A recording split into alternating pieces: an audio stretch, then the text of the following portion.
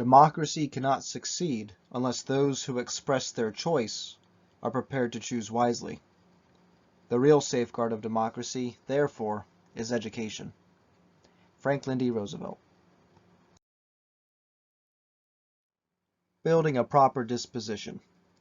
Presentation 0. A statement of significance. I am creating this presentation effectively as a prologue, or a statement of significance, for the series that I have entitled Building a Proper Disposition. After reviewing the information presented throughout the series, I want to use this presentation to emphasize the actual relevance and significance of such an endeavor, as well as clarify some key points. Thus, the true significance of the articulation presented in this series is that I introduce an effective means by which we can refrain from purely subjectively critical dispositions and instead adopt a universally communal disposition grounded in objective articulation. And because I have the intention not just to bridge our subjective reasoning to objective truth, but to also encourage the continued study and understanding of our relation to the world as a whole, I further expand on the actual measure by which we should honestly hold each culture, ideology, and even religion accountable. For those who want the blue line up front, the criteria are historicity, categorical similarities, and doctrinal differences. These demonstrate objective and critical scrutiny of any philosophical or ideological system and should be used fully and completely at all times.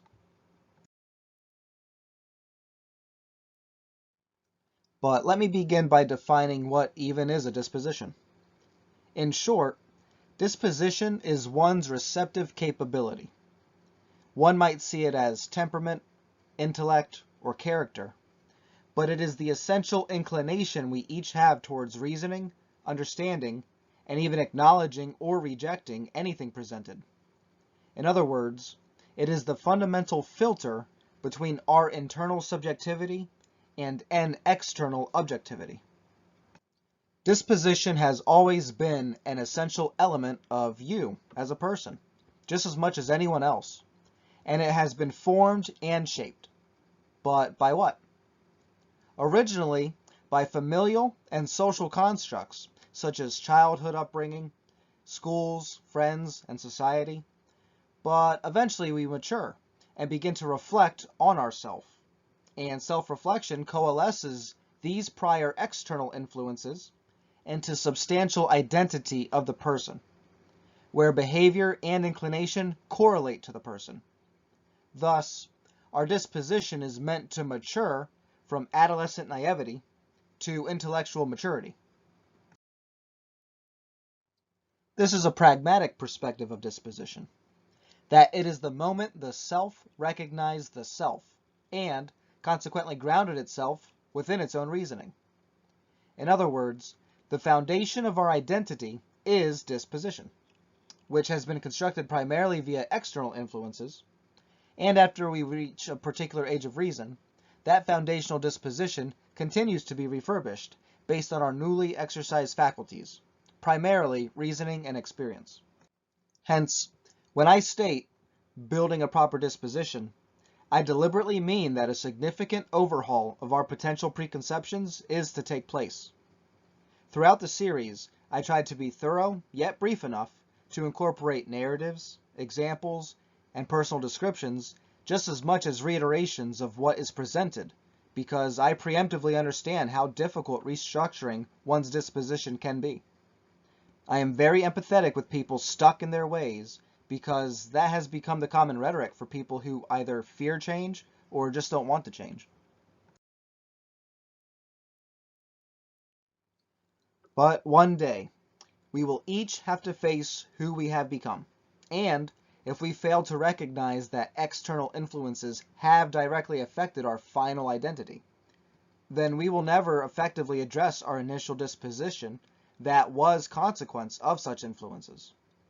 In other words, if we cannot acknowledge what has caused us to be who we are intellectually, personally, and habitually, then we have relinquished our own self-identity and fed it to the whim of the world and society.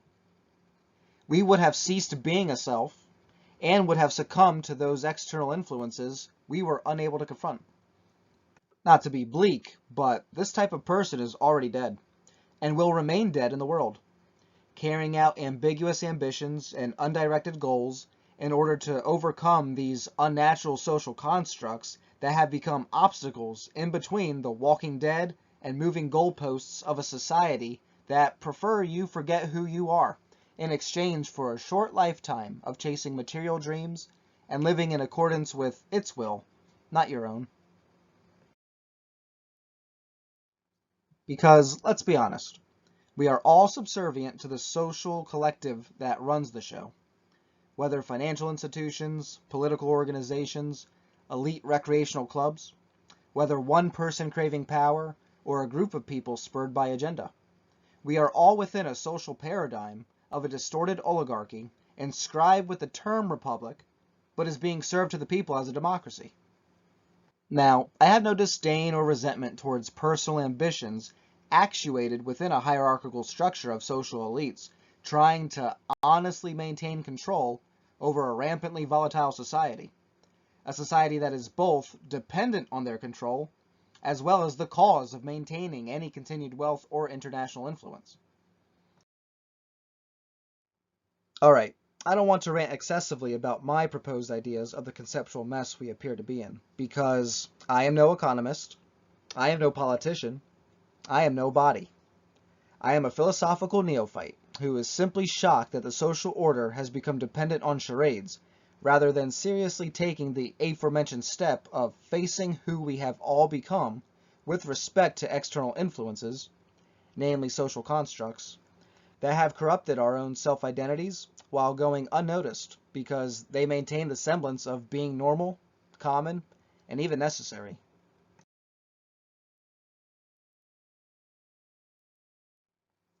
In other words, I am convinced of two possibilities.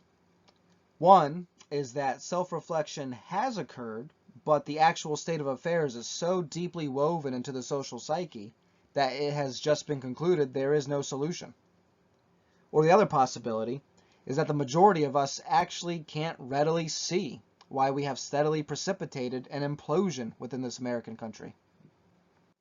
I concede to invincible ignorance, as much as I hope that no one has truly given up hope, despite being faced with the divisively polarizing, socially constructed tension that we undoubtedly witness today. I firmly hope that people are literally and purely unaware, that they act out of pure ignorance, impulse, fear, or confusion. Because the alternative to this would be acting out of pure malice, scorn, envy, or greed. And this is something no one should ever have to endure, the actuated malintent of another.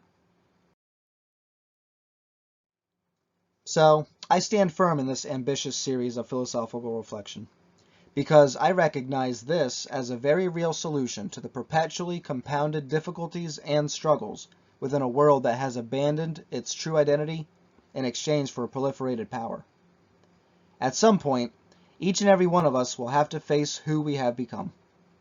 Some will shrug it off, some will justify it. Some of us will be absolutely repulsed by the actual effects that these unnatural social constructs have had on us, and even those around us.